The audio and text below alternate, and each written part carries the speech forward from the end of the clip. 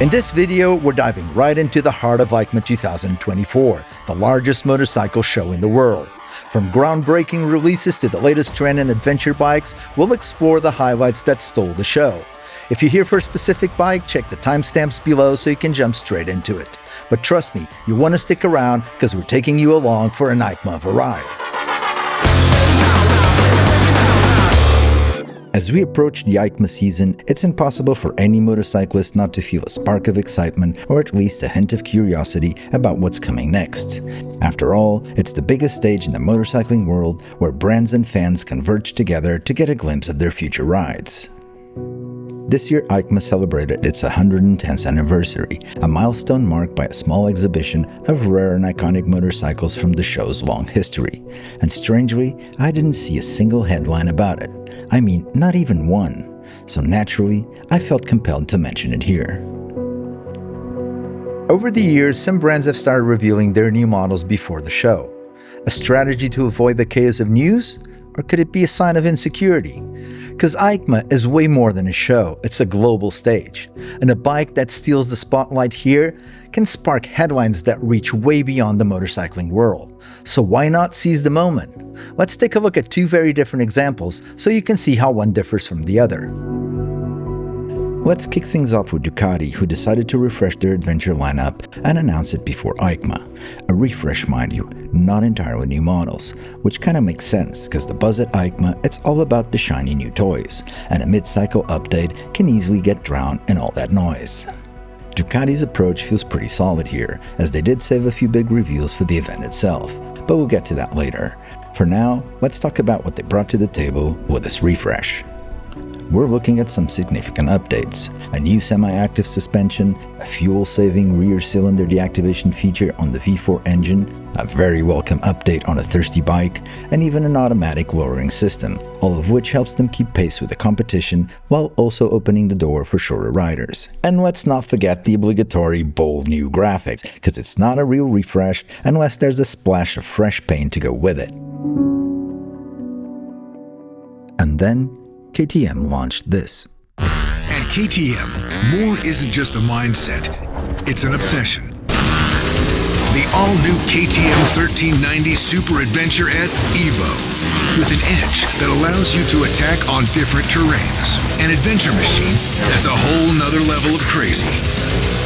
Packed with explosive torque, insane speed, and cutting-edge technology.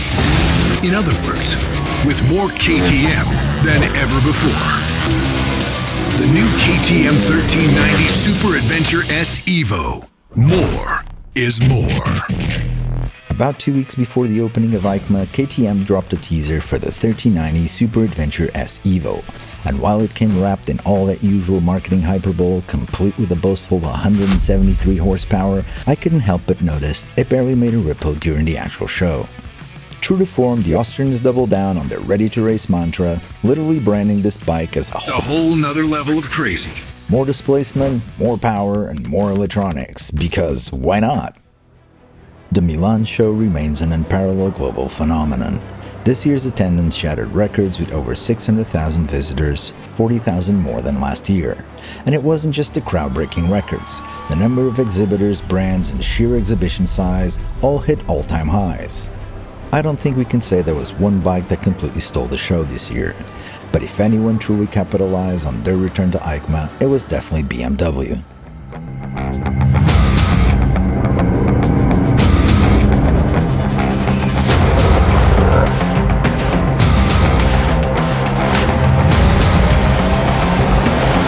In my opinion, this was one of the brightest stars of the show. Proof? A tidal wave of coverage that flooded every corner of the internet. And once a few YouTube celebrities stopped by the stand and fired it up, echoing its mighty roar in the house, it became the talking point of EICMA. From prestigious publications to passionate social media posts, everyone wanted to get a closer look at BMW's pint-sized adventurer. As a concept, none of these specs are set in stone, but here's what we know so far. 450cc cylinder engine, apparently manufactured by Indian powerhouse TVS, with supposedly some mysterious and innovative firing order. It's A2 license compliant, 48 brake horsepower, and weighs in at just 175 kilograms wet, and comes wrapped in a design that screams Mini GS 1300 Rally.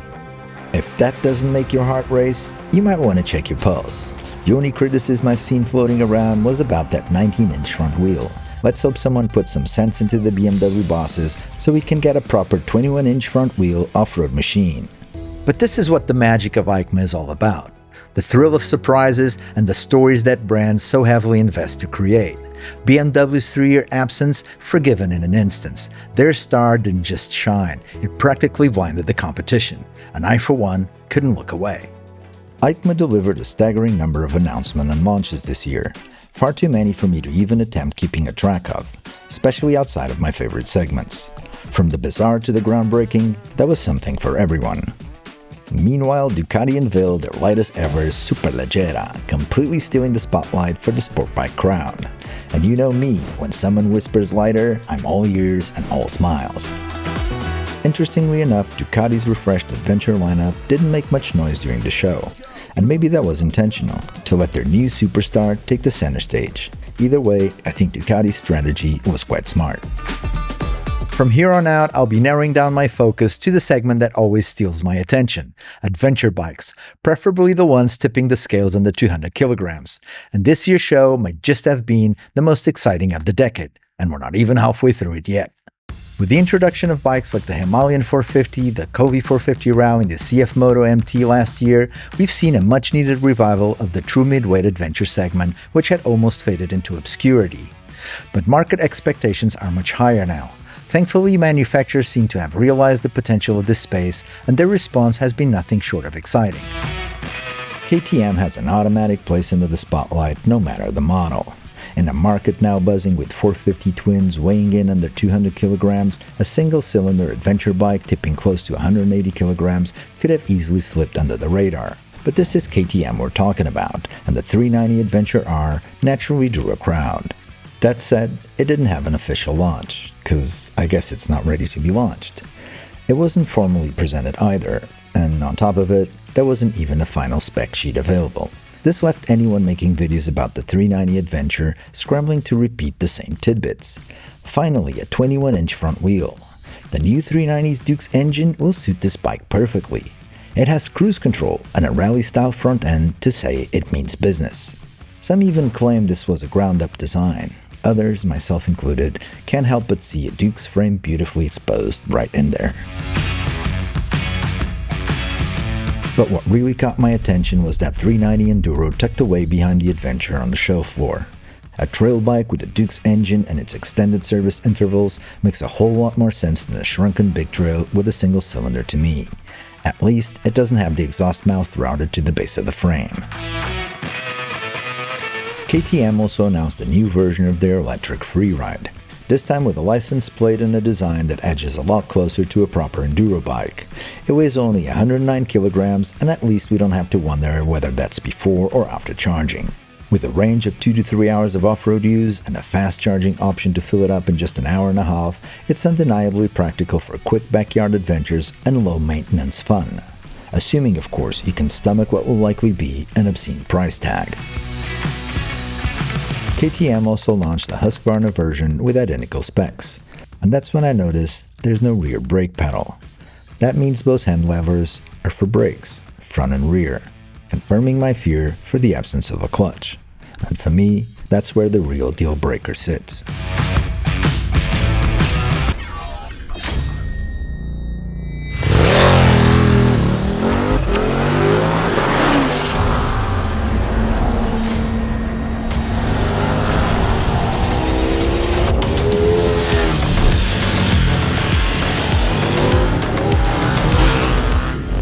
Stepping slightly outside the adventure world and firmly into the realm of high-speed touring, I couldn't resist mentioning KTM's new fire-breathing dragon, the 1390 Super Duke GT. It's powered by the same engine as the Super Adventure, but tuned for even more insanity. An extra 11 horsepower bring it to a staggering 188 HP, while still delivering the same 145 Nm of torque. And all of that with 60,000 kilometer service intervals. What kind of oil are you supposed to use with that? I thought the dashboard had a very interesting look, and I guess it will be a perfect match for those who like their touring served very, very fast. It's bold, it's brash, it's KTM, and it's definitely living up to their promise of crazy on two wheels. One of the big surprises at EICMA was the revival of an all-time classic.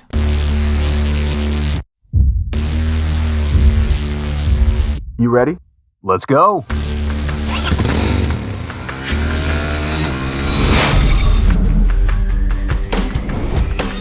After 2 decades of waiting for a little injection, the DR-Z4S is finally back on European ground, fully revamped to meet Euro 5 Plus regulations. And of course, it couldn't come without its super motard counterpart. Now sporting ride-by-wire riding modes and traction control, the DR-Z has firmly stepped into the modern age. But man, that 6th gear we've been begging for since the early 2000s, it's still missing. Performance numbers are slightly down compared to the original, and they're achieved at slightly higher revs. It has also gained about 7 kilograms, although it even takes less fuel. But let's just call it a middle-aged spread. On the upside, there's an all-new frame, and the engine has had a significant overhaul. But the big question is whether this comeback is a true rejuvenation or just a fresh coat of paint. Rumors about the price aren't exactly thrilling either, but the bike's positioning in today's market is absolutely unique. It could be the perfect choice for a niche of riders wanting true enduro suspensions paired with some road manners and a number plate. And let's not forget this is a Japanese bike with Suzuki's reputation behind it. Nostalgia alone may have some die-hard fans pre-ordering it even before the final price is confirmed. But now, it's time to step back into Europe.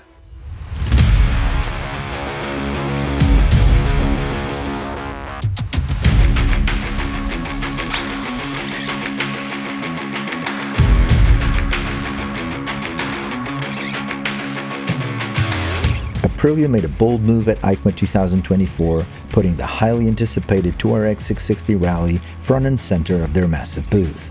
And it paid off big time with plenty of buzz and heavyweight influencers declaring it one of the most exciting adventure bikes of the year. The Tuareg Rally was definitely one of the big stars of the show. And it's no wonder, inspired by their Echo Race winner, the Rally version doesn't just look the part, it comes with some serious upgrades to match. An overall suspension that allows for more aggressive off-road riding, but it does add 2 centimeters to the seat height and will have a lot less sag, so consider it a warning. There's a full exhaust system custom designed by SC Project specifically for the Tuareg, and it doesn't stop there. A robust skid plate, metal-framed handguards, optimized standing ergonomics, tubeless wheels were swapped for sturdier tube rims, and they even put in a new injection map to boost low-end performance. And the kicker is, it shaved 5 kilograms off the standard model, breaking that psychological 200 kilogram barrier, which makes it one of the lightest bikes in its class. And at an estimated €2,000 premium over the standard Tuareg, it's a tempting and much cheaper alternative to a dear KTM 890 Rally. This is a serious contender in the adventure segment, and one we'll be watching closely as it rolls out. Voge delivered us a pleasant surprise at EICMA 2024 with the unveiling of their new 800DS Rally.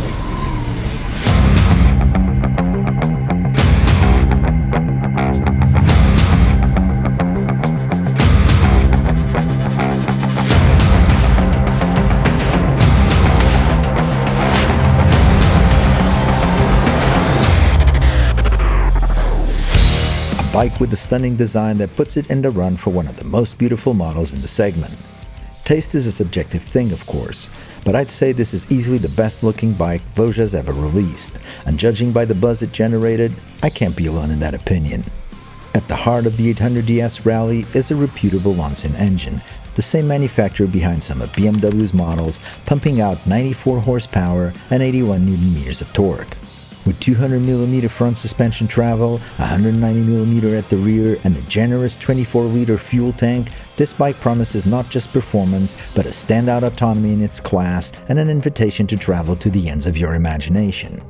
If it comes in at a competitive price and stock is available, it could be a strong contender in the heavy mid-weight adventure space, a territory long dominated by the popular Ténéré 700. Voge has definitely thrown their hat into the ring in the greatest of styles. The 800DS Rally isn't just easy on the eyes, it's a serious player with solid specs to back it up. Now it's just a question of how it will perform on the road and on the trails.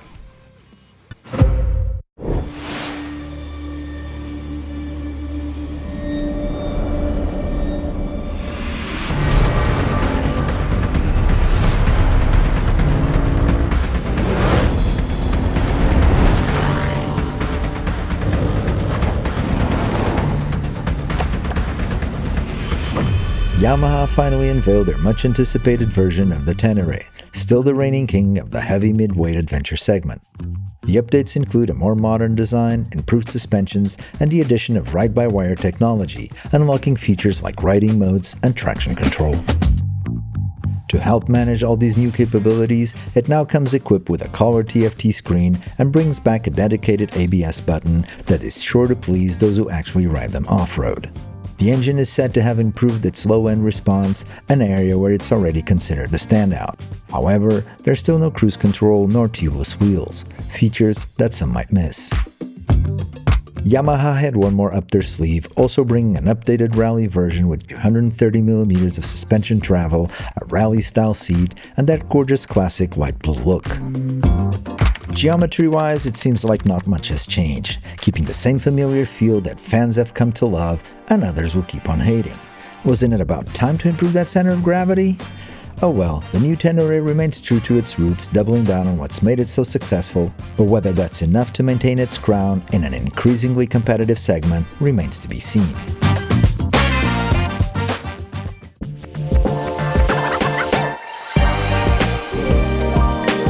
Back to the world of touring, we can't keep mentioning the new Tracer 9 GT Plus, a bike that's been a standout in the segment thanks to its fabulous cross-plane 3-cylinder engine. The Tracer has consistently evolved both technologically and aesthetically, that is, until now.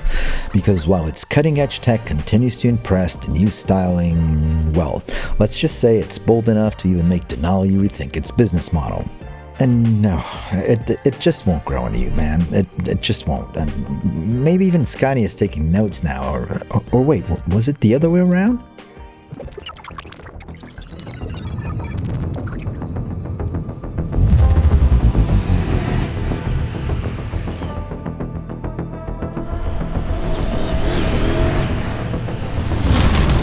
CFMoto has finally unveiled the highly anticipated 800 MTX, using their robust 800cc twin-cylinder engine based on the KTM 790's Adventure's power plant.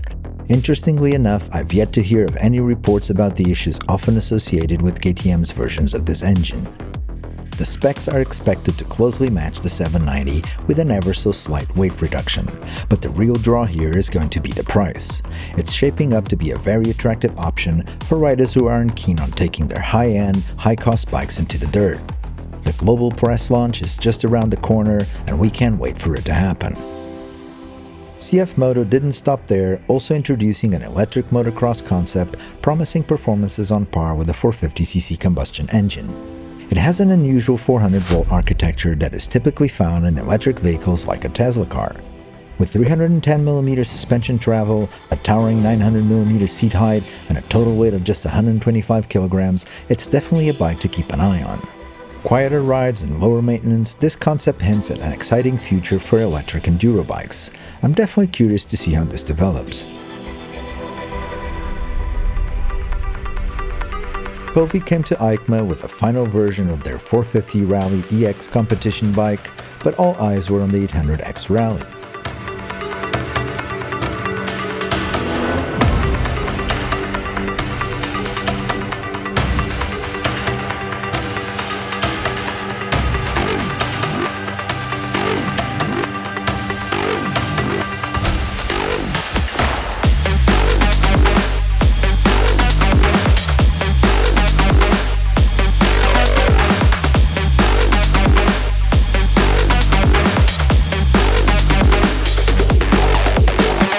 With its fresh and striking design, the Rally continues to promise what every adventure enthusiast dreams of: a lightweight twin-cylinder that outdoes the CFMoto 450 MT weight-wise and the popular T7 in power.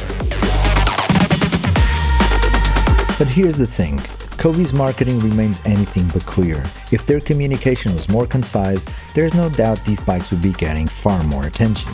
Instead, they remain shrouded in mystery, with specs that seem to vary depending on the source, and that inconsistency makes it hard to inspire the confidence needed to launch a new brand. And that's a real shame. Adding to the confusion, the 800 Rally now features commercial-looking graphics, despite last year's claim that it was strictly a competition bike, unfit for road homologation due to its lack of ABS riding modes and traction control.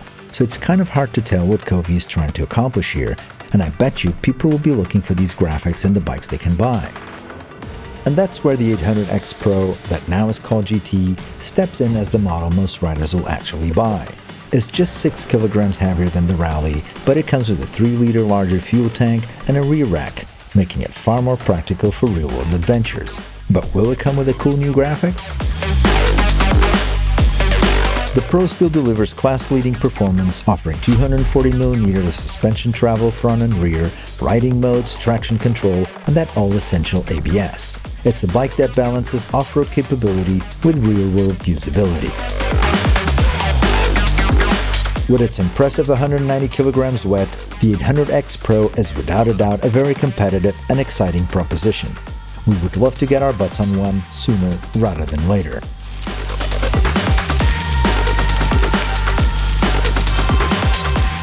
Moving on to bikes that, while not stars of the show, didn't escape the attention of the more discerning adventurers among us. And yes, I know there are plenty of us out there.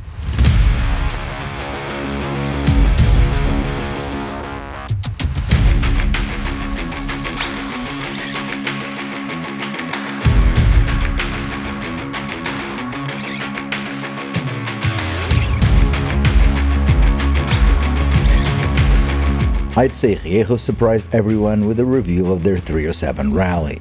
It looks like a head-on competitor to the CRF 300 Rally and Voge 300 Rally, with which it shares the same engine, but with a design that truly respects the needs of off-road adventure riders.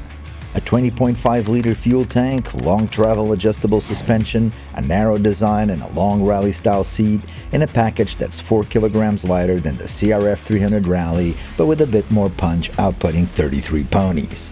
It also comes with a nice TFT screen with phone mirroring capabilities to provide the convenience of onboard navigation. These are all very compelling arguments for those who are looking to have some serious fun off-road. If all this holds true, I'm very curious to test this little bike.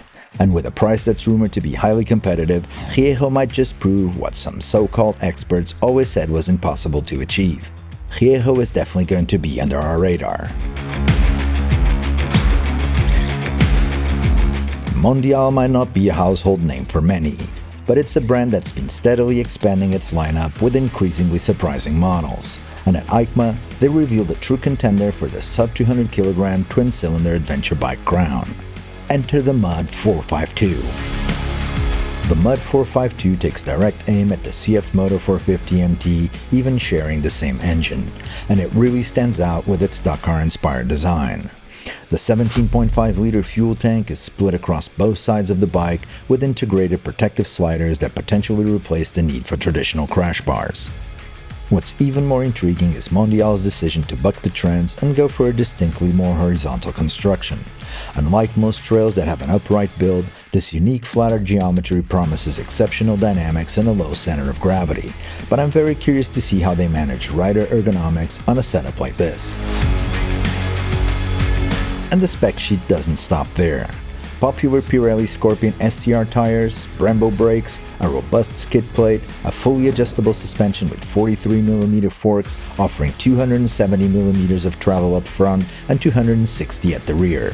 And bear in mind, these numbers set a new benchmark for the segment.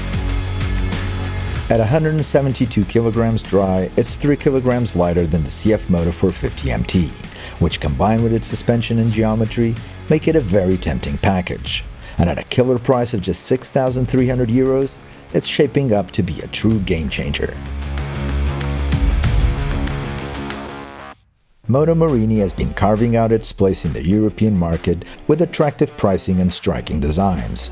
Their Escape 700, now sporting a fresh restyle, aligns its look with the slick lines of the larger and equally beautiful Escape 1200. The 1200 remains a bike that many are eager to try, but as of yet, it's still stuck in coming soon mode for over a year now.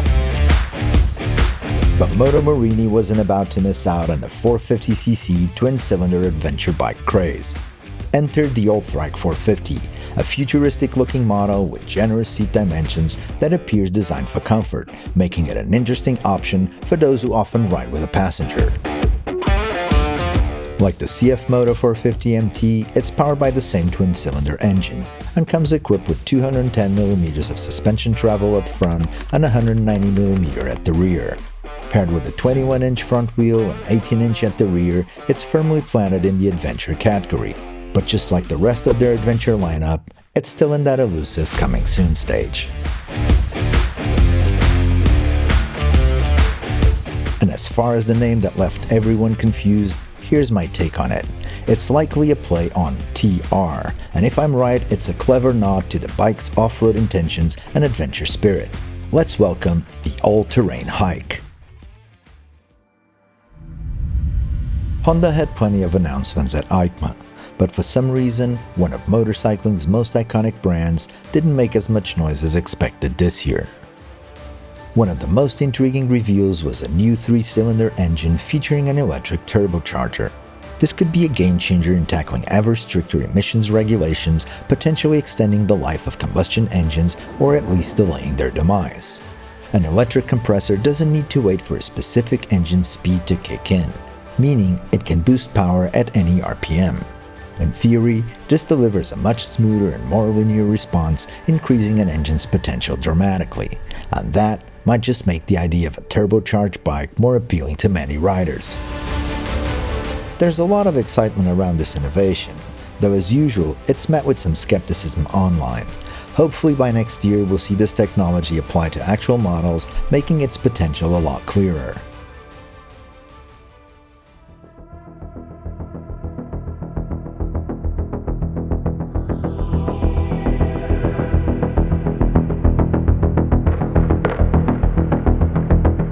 Honda also announced an update to the Transalp, which now sports a more appealing design. Well, at least in my eyes. It comes with a slight improved suspension, a new minimalist TFT display, but it's still missing features like cruise control and tubeless wheels, which many riders were hoping for, especially since these seem like logical additions for a travel bike with ride-by-wire. These omissions leave the impression that Honda might be deliberately limiting the Transalp to avoid competing with its own Africa twin. And that's bound to let some people disappointed. Not to mention, the competition is offering all of that at competitive prices. Beyond that, I also noticed some updated naked bikes and several scooters. I mean, a whole lot of scooters. And in that sea of scooters, seems like I missed a refresh of the NT1100, which now boasts a modernized look and the option for electronic suspensions. The CRF 300L and Rally also received some minor updates, but they barely register amidst the buzz of the show, and that reinforces what I mentioned earlier about the evolving market demands. Riders considering these bikes are also potentially eyeing the new 450cc twin-cylinder options. Honda's updates here, bold new graphics, and a slight improvement on the suspensions that are very welcome and needed, but in all truth, we still don't even know exactly what that means. To wrap things up on a positive note, Kawasaki pulled off one of the most creative teasers of EICMA 2024.